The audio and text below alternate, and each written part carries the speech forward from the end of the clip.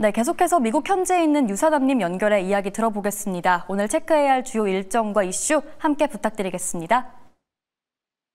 네, 일단 연결이 원활하지 못했다는 점 일단 양해를 드리고 스케줄 먼저 다시 한번 더 여러분들하고 짚어보도록 하겠습니다. 오늘 미국의 미시간대 지표들이 나왔습니다. 전반적으로 시장이 원하는 지표가 나오지는 않았습니다. 소비자 기대지수, 심리지수는 약화됐고요. 인플레이션 예상치는 예상보다 좀 높았습니다. 그에 따라서 시장에서는 조금 주춤하는 모습이 나오고 있고 오늘 WASD 보고서와 추가적으로 CFTC 투기적 순포지션까지 나오게 될 예정이다라고 정리를 하고 뉴스를 들어보도록 하겠습니다. 자, 오늘 인공지능 분야의 두 거인 마이크로소프트와 오픈AI가 새로운 협력 관계를 위해서 중요한 이정표를 세웠다라는 소식으로 시작을 하겠습니다. 마소와 오픈AI가 수개월간의 협상 끝에 파트너십 연장을 위해서 양해각서 MOU를 체결했다고 공동 성명을 발표를 했습니다. 이번 합의가 법적 구속력은 없지만 AI 업계의 지형을 바꿀 수 있는 중대한 내용을 담고 있는데요. 가장 주목할 만한 부분은 마소가 오픈AI의 기업 구조 개편에 사실상 동의를 했다는 점입니다. 오픈AI는 원래는 안전한 AI 기반이라는 지치 아래서 비영리 단체로 출발을 했으나 천문학적인 개발 비용을 감당하기 위해서 영리법안으로의 전환을 추진해 왔었는데요.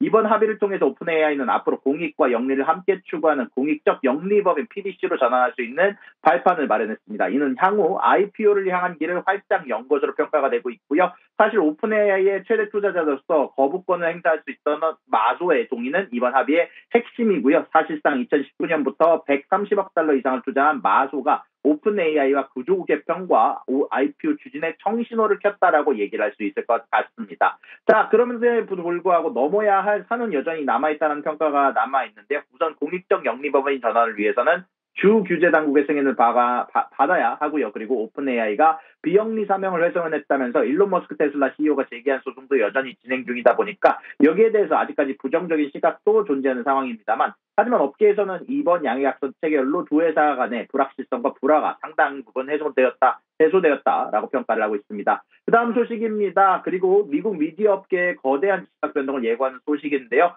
현재 기준으로 워너브라더스 디스커버리를 파라마운트가 인수를 추진하고 있다는 소식이 전달이 됐습니다. 월스트리트 저널과 미국의 주요 언론들이 파라마운트 스카이댄스가 워너브라더스 인수를 위해서 현금 위주의 제안을 준비하면서 투자은행과 협력하고 있다라고 일제히 보도가 됐고요. 이 소식이 나오면서 워너브라더스의 주가는 30% 가까이 폭등했고 파라마운트 역시 주가가 15% 어저께 기준으로 급등하면서 기대감을 반영했습니다. 두 거대 미디어 기업의 합병 논의는 이번이 처음은 아니고요. 2023년에도 워너브라더스가 파라마운트를 인수를 타진하면서 초기 협상을 벌였지만 그 당시 기준에 3개월 만에 협상이 중단이 됐었고요. 이번에는 반대로 파라마운트가 워너브라더스를 인수하는 현상이다라고 얘기를 할 수 있을 것 같습니다. 이번 인수가 성사된다면 미국 미디어 업계에서는 그야말로 공룡이 탄생하게 돼서 넷플릭스 필두로 한 여러 기업들에게 영향을 줄 예정이다라고 할 수 있을 것 같습니다. 마지막 소식입니다. 전 세계의 이목을 집중시켰던 애플의 신제품 소식에 예상치 못한 변수가 발생을 했습니다. 애플이 야심차게 공개한 역대 가장 얇은 디자인의 아이폰 에어가 최대 시장 중 하나인